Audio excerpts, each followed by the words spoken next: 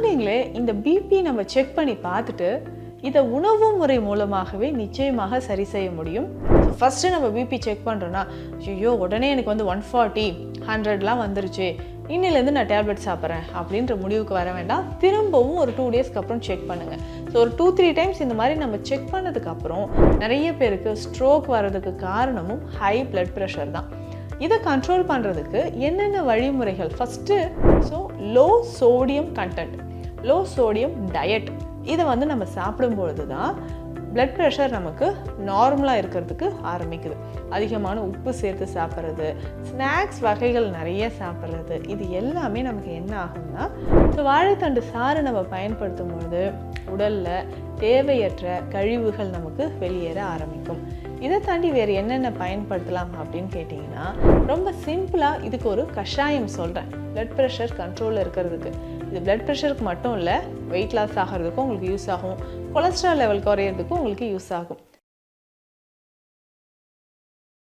Health cafe Tamil viewers அனைவருக்கும் வணக்கம்.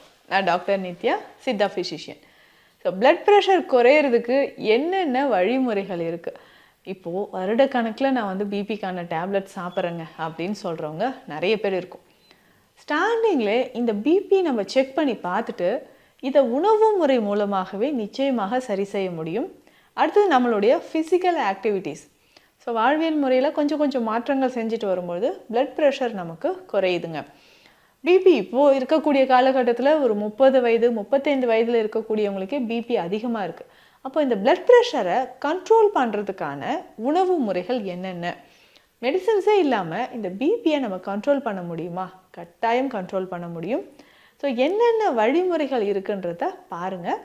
அதில் நமக்கு முக்கியமாக உணவு முறைகளில் சில உணவுகள் சொல்கிறேன். கட்டாயம் அதை சாப்பிட்டுக்கிட்டு வரும்போது பிளட் ப்ரெஷர், மருந்து மாத்திரைகளே தேவையில்லை, பிளட் ப்ரெஷர் நமக்கு குறையும்.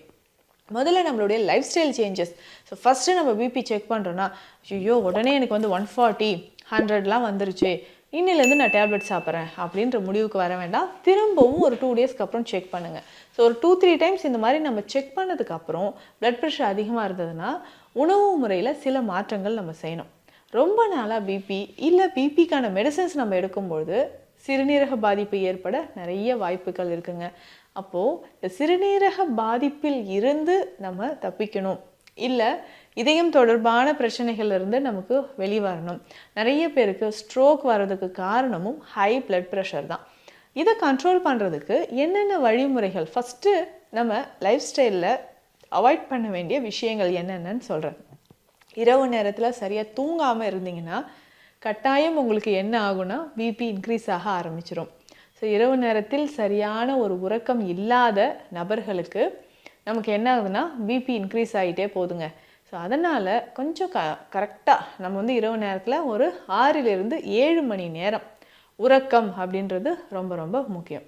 சரியான ஒரு உறக்கம் இருந்தால் மட்டும்தான் நமக்கு பிளட் ப்ரெஷர் குறைய ஆரம்பிக்கும்.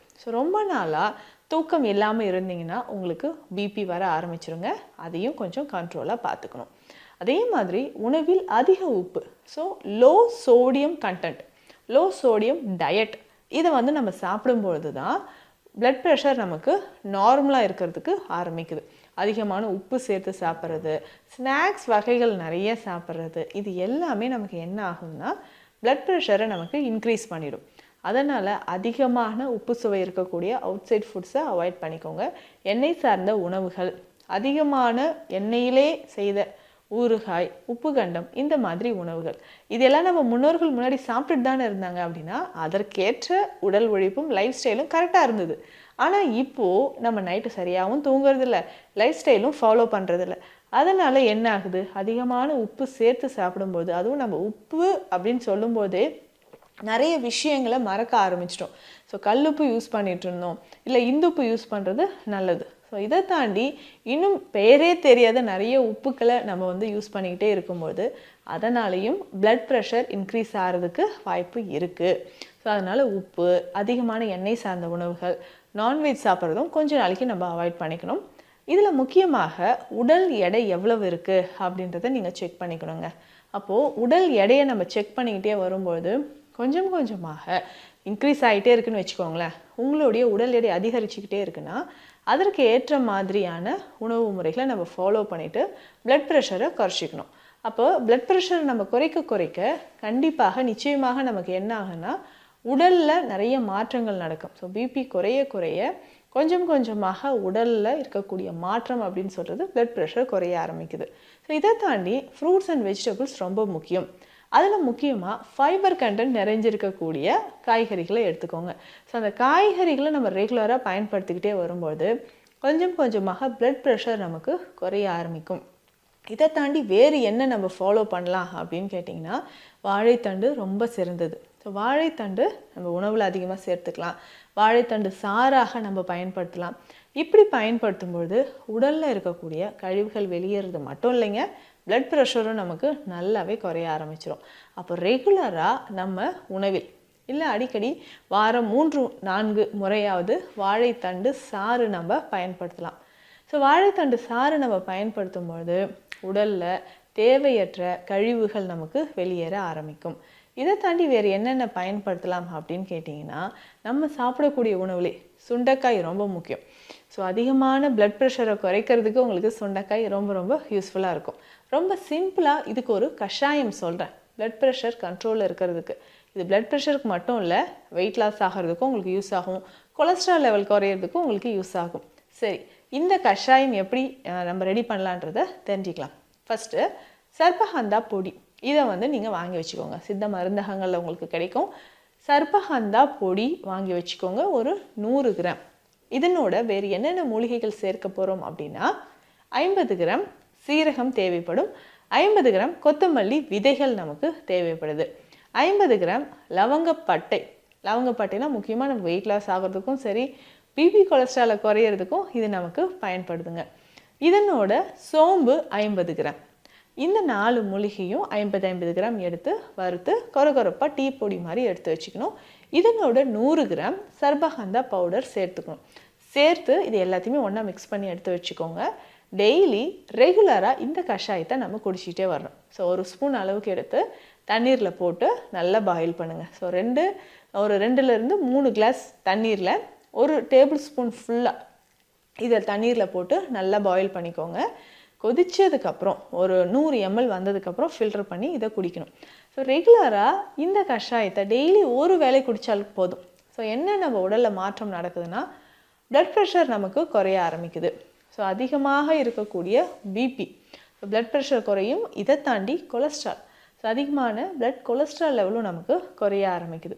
ஸோ ரெகுலராக கொலஸ்ட்ரால் லெவல் குறையிறதுக்கு இந்த கஷாயத்தை நீங்கள் தாராளமாக பயன்படுத்தலாம். இதை தாண்டி வேறு என்னங்க நம்ம ரெகுலராக யூஸ் பண்ணலாம் பிளட் ப்ரெஷர் குறைக்கிறதுக்கு அப்படின்னு கேட்டிங்கன்னா ரொம்ப ரொம்ப சிம்பிளாக நெல்லிக்காய். டெய்லி நெல்லிக்காய் பயன்படுத்தலாம். பப்பாளி ரொம்ப ரொம்ப முக்கியம். ஸோ ஃப்ரூட்ஸை பொறுத்த வரைக்கும் நம்ம பிளட் ப்ரெஷரை மெயின்டைன் பண்ணுறதுக்கு பப்பாளி ரொம்ப முக்கியமானதுங்க. ஸோ பப்பாளி நம்ம உணவில் அதிகமாக சேர்த்துக்கலாம். அதே மாதிரி கொய்யா. ஸோ இந்த மாதிரியான பழ வகைகளை சேர்த்துக்கிட்டே வரும்பொழுது நம்ம உடலில் இருக்கக்கூடிய பிளட் ப்ரெஷர் கண்ட்ரோல் ஆகும். ஸோ எலுமிச்சை ரொம்ப முக்கியமானது, ஆரஞ்சு, சாத்துக்குடி, இந்த மாதிரியான பழ வகைகள். ஸோ விட்டமின் சி நிறைஞ்சிருக்கிறது. அதே மாதிரி ஃபைபர் கண்டென்ட் நிறைஞ்சிருக்கக்கூடிய பழ வகைகளை எடுக்கும்பொழுதும் நம்ம உடலில் இருக்கக்கூடிய பிளட் ப்ரெஷர் நமக்கு குறைய ஆரம்பிக்குது. ஸோ ரெகுலராக இந்த மாதிரியான உணவுகள் எடுக்கணும்.